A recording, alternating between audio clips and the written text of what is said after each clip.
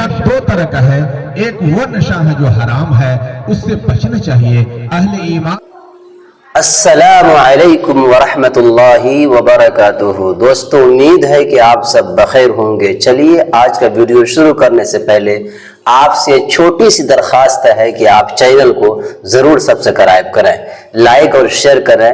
چلیے آپ کا وقت ضائع کرنے سے پہلے بہتر ہے کہ ویڈیو شروع کیا جائے۔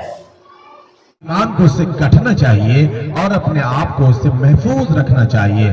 دوسرا نشہ وہ ہے علم کے نشہ، وہ ہے عبادت کے نشہ، وہ ہے دینداری کا نشہ، اور وہ ہے ملت اور امت اور انسانیت کی بھرم کا نشہ۔ ان چیزوں کی جو بھی نشہ ہے اسے آپ اپنے اندر پیدا کیجئے، اس نشے کے ساتھ، اس جنون کے ساتھ، اس فنون کے ساتھ اپنے آپ کو نکھاریے، سنواریے، اللہ کی رحمت آپ کے ساتھ ہوگی۔ سب سے بڑی بات دینداری ہے، علم ہے، اور علم دین ہے، اور باقی علم دنیا جو ہے وہ تو ایک فن ہے، ایک ہنر ہے۔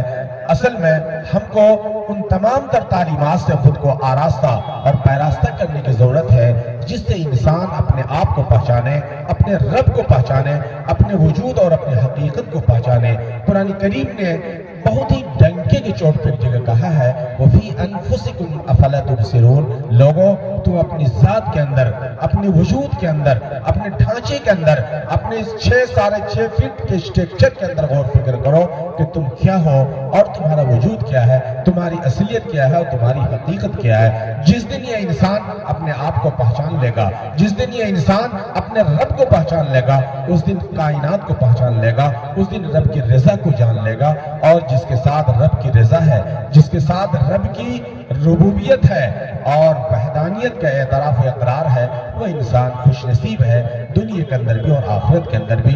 بڑا اچھا کلام، بڑی اچھی گفتگو اور بڑی اچھی خطابت رہی حضرت مفتی ہمایوں اقبال صاحب کی۔ میں تو یہ کہوں گا کہ شاید جو کچھ بھی وہ کہہ رہے تھے الہامی انداز کی گفتگو ان کی ہو رہی تھی۔ حضرات، ہماری اس فہرست میں اب صرف 2-3 ہی نام ہے، انشاءاللہ بڑی جلدی سے اس پروگرام کو ہم آخری منزل تک پہنچا کر دعا کروائیں گے، پھر آپ اپنے گھروں کو چلی جائیں گے۔ میری گزارش ہوگی ان بھائیوں سے جو اب تک پنڈال اور جلسہ گاہ سے باہر ہیں، جو اب تک مارکیٹ کی رونق و زینت بنے ہوئے ہیں، آپ آ جائیں اور جلدی آ جائیں۔ کم سے کم انگلی کٹا کے شہیدوں میں اپنا نام داخل کر لیجئے اور شامل کر لیجئے۔ نہ معلوم آپ کا یہ بیٹھنا، آج کی آپ کی یہ شرکت آپ کے لیے ذریعہ نجات کا ضامن بن جائے اور وہ ایک طرح کی سند ہو جائے۔ ہمارے بھی ایک مہمان شاعر، شاہکار ترنم، مداح رسول جناب قاری مبشر صاحب، جو رجوکر کی سرزمین سے مٹیاری تشریف لائے ہیں،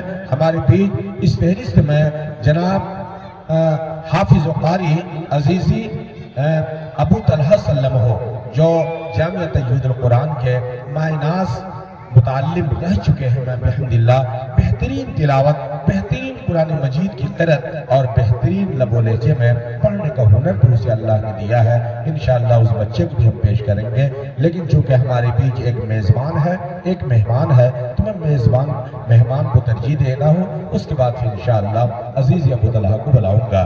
میں سر دست جناب قاری مبشر نظر صاحب کو آواز دیتا ہوں۔ اللہ نے بڑی خوبصورت آواز دی ہے اور بہت ہنر کے ساتھ اور بہت ہی اتار چڑھاؤ کے ساتھ وہ نعت پاک کو گنگنانے کا ہنر اور فن بھی جانتے ہیں۔ آپ تشریف لائیں۔